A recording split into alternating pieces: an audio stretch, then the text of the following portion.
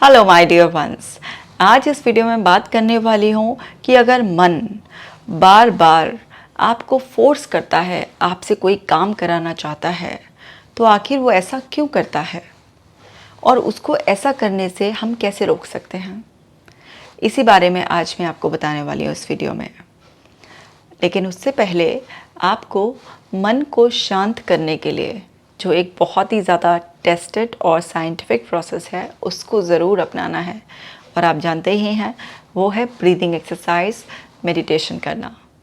आप ज़रूर breathing exercise और मेडिटेशन करें ताकि आपका मन शांत रहे, उसकी चंचलता कम हो। तो चलिए समझते हैं कि आखिर मन बार बार हमें कोई सुझाव देता है। ऐसा लगता है कि जैसे ज़िद सी कर रहा हो हमसे कोई काम करवाने की।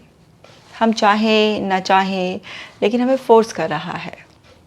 ऐसा इसलिए होता है क्योंकि पहले आपने मन को बिगाड़ा हुआ होता है। मन एक्चुअली जो भी कुछ आपने आज तक सीखा है, आपके अनुभवों का एक ढेर है। अब क्या है कि अगर पहले कभी आपके मन में कोई भी थॉट आया, आपने उस पर एक्ट किया, मतलब एक इम्पल्स, एक अंदर कुछ इच्छा हुई और आपने उस पर एक्ट किया। किसी दूसरे ने कोई सजेशन दिया, आपने बिना सोचे समझे उस पर एक्ट किया। जब आप बहुत बार इस तरीके से मन के किसी भी सुझाव पर कुछ एक्शन ले लेते हैं, तो इससे माइंड को क्या आदत हो जाती है कि मेरे हर सुझाव पर एक एक्शन का जो रिस्पॉन्स आ रहा है वो अब आना ही चाहिए। ये बिल्कुल उस तरीके से है ना, जैसे एक बच्चा है, आप उसकी ख्वाहिशें पूरी करते रहो। मतलब उसने कोई भी इच्छा की कि मेरे को कोई खिलौना चाहिए, आपने फ़ौरन उसे वो खिलौना दिला दिया। उसने बोला मुझे आइसक्रीम खानी है, आपने फ़ौरन उसे आइसक्रीम दिला दी। फिर उसने ऐसे ही कुछ ना कुछ और चीज़ें लेने की डिमांड करी और आप उसे दिलवाते जा रहे हैं। मतलब उसको ना सुनने की आदत ही नहीं पड़ी है। तो अब क्या होगा कि कुछ समय बाद उसकी ये आदत कि हर बार उसकी इच्छा सामने आते ही वो इच्छा बस पूरी हो जाए, उसकी आदत इतनी पक्की हो जाएगी कि आप कभी उसकी इच्छा को पूरा करने में अगर डिले भी करेंगे, ना पूरा करना तो एक बहुत ही अलग बात हो गई, सिर्फ डिले भी करेंगे ना, तो वो बच्चा फैल मचाएगा, बहुत ज़्यादा ज़िद्दी हो जाएगा और फिर आपको तरह तरह से ड्रामा कर कर के दिखाएगा और आपको इमोशनली और आपको जो है ना सोशली प्रेशराइज़ करेगा।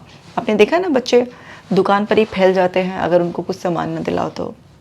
उनको इस बात की कोई भी परेशानी नहीं होती है कि उनके बारे में कोई क्या सोचेगा, आपके बारे में क्या सोचेगा। वो तो बस एक सोशल प्रेशर आप पे क्रिएट करना चाहते हैं कि ऐसे पब्लिकली तमाशा देखकर पेरेंट्स प्रेशर में आ जाएंगे और एकदम से दिला देंगे। या फिर वो रोक कर दिखाएगा आपको, कुछ ऐसी बातें बोलेगा जो आपके इमोशंस को ट्रिगर कर देंगी और आपको लगेगा नहीं इसे दिला देना चाहिए। तो वो किसी भी तरीके से बेसिकली आपको कन्विंस करने की कोशिश करेगा कि वो जो उसकी इच्छा है वो पूरी हो जाए। बस ऐसा ही तो है हमारा मन। अगर वो हमें कोई सजेशन दे रहा है और हमने उसकी पहले आदत बिगाड़ी भी है, सजेशंस पर हमने माइंडलेसली बिना सोचे कि वो सही है या नहीं है हमने एक्ट किया है। हमने उसे एक्चुअली एक बेफिक्रा और एक ऐसा अड़ियल बिगड़ैल वो बना दिया है ट्रेनिंग दे देकर उसे, जिससे कि अब वो अपनी बस हर जिद पूरी करवाना चाहता है। तो जब आप किसी को बिगाड़ देते हैं तो फिर वो उसका एक कंफर्ट जोन बन जाता है और उसको वो उसी तरीके से चाहिए होता है सब कुछ। तो बिल्कुल अब आपके माइंड को भी जो भी वो सजेशन आ रहा है और ऐसा लग रहा है कि वो आपको प्रेशराइज़ कर रहा है कि नहीं, इसी सजेशन के अकॉर्डिंग ही आप बिहेव करो, तो वो इसलिए हो रहा है क्योंकि आपकी पास्ट मिस्टेक्स आपसे ऐसे हो गई हैं। भले ही वो अनजाने में हुई है, आपको पता नहीं था कि इस तरह से माइंड बिगड़ भी जाता है, बट अब वो हो गई हैं। और जब वो हो गई हैं तो फिर उनको ठीक करने में भी आपको समय लगेगा। तो आप क्या करें, आप जब भी आपके माइंड में कोई ऐसा सजेशन आए जिसके लिए आपको लग रहा है कि माइंड आपको फोर्स करने की कोशिश कर रहा है, बार बार वो सजेशन आ रहा है कि इस पर एक्शन लो एक्शन लो, तो वहीं पर आपको थोड़ा थोड़ा रिस्पॉन्स डिले करना है। जैसे फिर से उस बच्चे के एग्जाम्पल पर आ जाते हैं कि जैसे बच्चे को एक आदत बन गई है कि जो भी उसके मुंह से निकले वो उसका पूरा होना चाहिए। तो आप उस बच्चे को ना करोगे एकदम से तो वो बच्चा ऐसे ही फजीते मचाएगा और फिर आपको परेशान करेगा। तो आप उसे ना मत करो, आप सिर्फ उसको बोलो कि इसको मैं दिलाऊंगा लेकिन अभी नहीं, थोड़ी देर बाद। तो वहाँ पर क्या हो रहा है, आप इसको टाल रहे हो।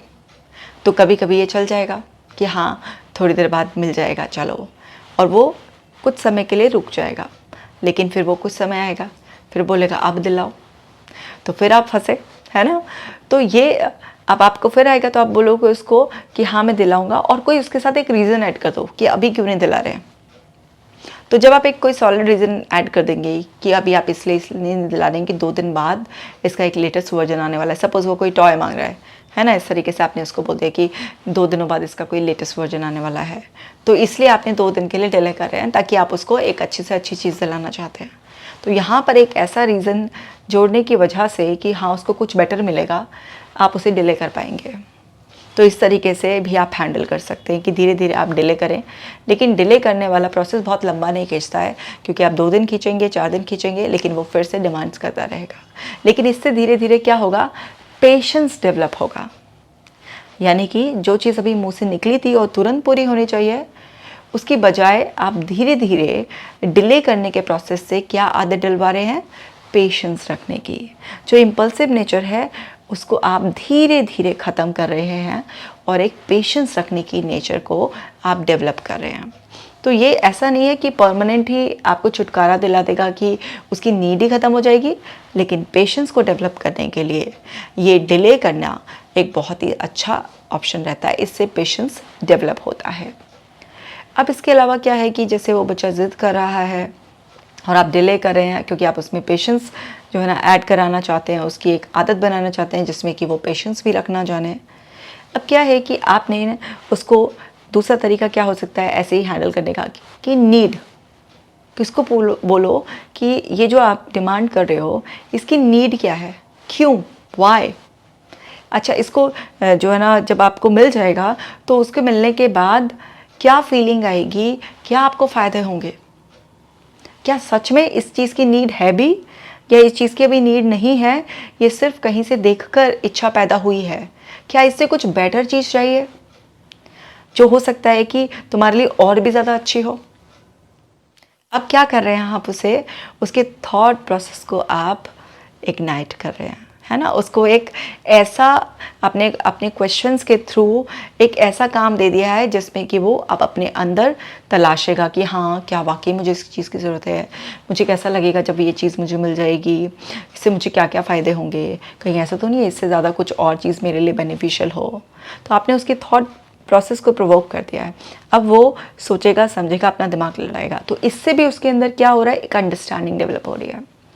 इससे भी क्या है, उसके अंदर एक पेशेंस डेवलप हो रहा है, और इससे जब वो लॉजिकली ये समझना स्टार्ट कर देगा कि हाँ वास्तव में ये मेरे लिए सही है या नहीं है, या इससे बेटर मैं कुछ और ले सकता हूँ, तो वहाँ पर क्या होगा कि वो जो एक इम्पल्सिवनेस है, जो एक ज़िद है, वो ज़िद कम होती चली जाएगी, इम्पल्सिवनेस है वो ख़त्म होगी और एक अंडरस्टैंडिंग डेवलप होगी, और धीरे धीरे उस इमेच्योर बच्चे को मैच्योर करेंगे आप।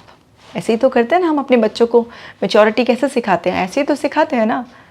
तो वहाँ पर आप उनको अगर डांटना शुरू कर दें और हर समय इस तरीके से फटकार लगाते हैं, इंसल्ट कर दें, तो बच्चे भी बुरा मान जाते हैं और वो और बदतमीज़ हो जाते हैं और ज़िद्दी हो जाते हैं, और आपका काम ख़राब हो जाता है क्योंकि आपका बॉन्ड भी उनसे वीक हो जाता है। लेकिन वहीं पर अगर आप इस तरीके से समझदारी से उनको हैंडल करेंगे तो वहाँ पर वो क्या होता है, सब समझ जाते हैं, अब फिर वापस से माइंड पर आ जाते हैं। बस ऐसे ही हमें अपने माइंड को करना है। तो कई बार तो हम जो हमारे अंदर थॉट आ रहा है, माइंड हमें किसी चीज़ के लिए फोर्स करने की कोशिश कर रहा है, डिले करें ताकि हमारे अंदर कुछ पेशेंस डेवलप हो, और फिर वो पेशेंस डेवलप होगा धीरे धीरे, हमारी एक नई आदत बनेगी कि इम्पल्स पर रिएक्ट ना करने की और सिचुएशन को सोच समझ कर रिस्पॉन्ड करने की। दूसरा, अंडरस्टैंडिंग बढ़ाएं, वही कि ये जो थॉट आ रहा है अगर मैं इस पर एक्ट करता हूँ तो इस पर एक्ट करने से मुझे क्या फीलिंग आएगी, और क्या वो फीलिंग मुझे चाहिए, और क्या बेनिफिट होगा, या फिर इसके क्या नुकसान हो सकते हैं, क्या इससे और कोई बेहतर तरीका है इस सिचुएशन में इसको हैंडल करने का। जो भी सिचुएशन है, जो भी थॉट प्रोसेस है, क्या जैसा मेरा माइंड सजेस्ट कर रहा है इस वक्त, क्या उससे बेटर तरीके से भी सोचा जा सकता है। तो वहाँ पर क्या कर रहे हैं आप, कॉग्निटिव फ्लैक्सिबिलिटी, एक अंडरस्टैंडिंग भी डेवलप कर रहे हैं, फ्लैक्सिबिलिटी भी ला रहे हैं। तो माइंड की वो जो रिजिडिटी है, जो गंदी सी आदत उसको पड़ गई है, उसको ब्रेक कर रहे हैं। और वहाँ पर ब्रेक करने के साथ साथ अंडरस्टैंडिंग और पेशेंस डेवलप कर रहे हैं।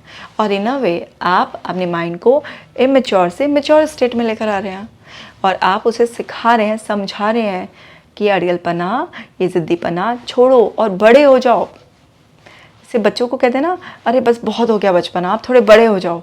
तो ऐसे ही माइंड को कह रहे हैं, अरे बहुत हो गई मैच्योरिटी, अब थोड़ा मैच्योरली बिहेव करो। क्योंकि ये माइंड है तो आप ही का बच्चा ना, आप ही ने तो इसे पाला पोसा है, आप ही तो उसको सब सिखा रहे हैं। और जैसे एक बच्चे को केवल परिवार में माँ बाप ही नहीं सिखाते, दादा दादी, चाचा चाची और सभी लोग सिखाते हैं, ऐसे ही हमारे माइंड को भी सिर्फ हम ही थोड़ा ना सिखाते हैं। कभी सोशल मीडिया सिखा रहा है, कभी कोई मूवी सिखा रही है ना, कभी कोई वेब सीरीज़ सिखा रही है, कभी कोई बुक सिखा रही है, कभी कोई न्यूज़पेपर सिखा रहा है, कभी कोई दोस्त सिखा रहा है, कभी कोई रिश्तेदार सिखा रहा है, कभी कोई सिखा रहा है। पता नहीं कौन कौन सिखाता है। तो कुछ कुछ ना, ये जो दिमाग रूपी बच्चा है ना, ये बिगड़ जाता है, गलत सलत सीख जाता है। तो हर शैतान बच्चे को आराम से एक डिसिप्लिन चाइल्ड बनाया जा सकता है। तो बिल्कुल ऐसे ही माइंड को भी डिसिप्लिन बनाया जा सकता है। बस पेशेंस रखना पड़ेगा। याद रखिएगा, जितना आप बैड हैंडलिंग करेंगे उतना कंडीशन बिगड़ जाती है, जितना वाइज हैंडलिंग करेंगे उतना ज़्यादा कंडीशन सुधर जाती है। तो हमें बच्चे के साथ कभी स्ट्रिक्ट नहीं होना होता, ऐसे ही हमें माइंड के साथ बहुत स्ट्रिक्ट नहीं होना है, बस उसको बहलाना है। और जब हम बहलाएंगे इस तरीके से तो फिर हमें पेशेंस रखना भी आ जाएगा, अंडरस्टैंडिंग भी डेवलप होगी, मैच्योरिटी भी आ जाएगी और धीरे धीरे माइंड की रिकंडीशनिंग हो जाएगी।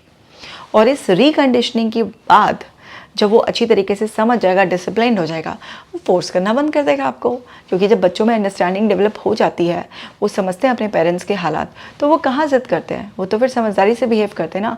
तो ऐसे ही ये जो माइंड है, ये आपका बच्चा रूपी, ऐसे मानिए एक ओबीडिएंट सर्वेंट की तरह है ना। जैसे घर में भी सर्वेंट्स होते हैं ना, तो उनको भी हम कई बार बच्चों की तरह ट्रीट करते हैं। तो ऐसे ये है हमारा ओबीडिएंट सर्वेंट, बच्चे की तरह हम ट्रीट कर रहे हैं। तो फिर ये क्या है, ये आपकी रिस्पेक्ट करने लगेगा, यानी कि ये आपको परेशान करना बंद कर देगा और आपको जब भी देगा अच्छे सजेशन देगा।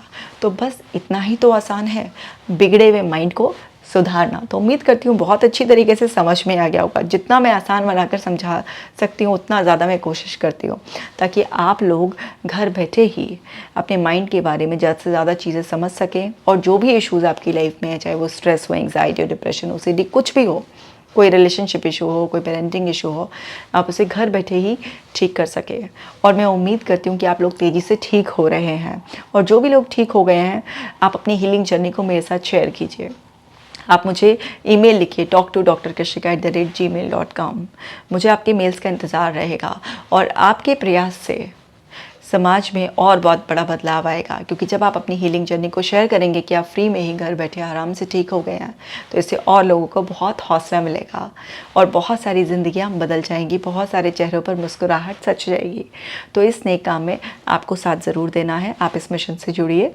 मैं मिलूँगी आपसे नेक्स्ट वीडियो में, तब तक आप अपना खास ख्याल रखिएगा।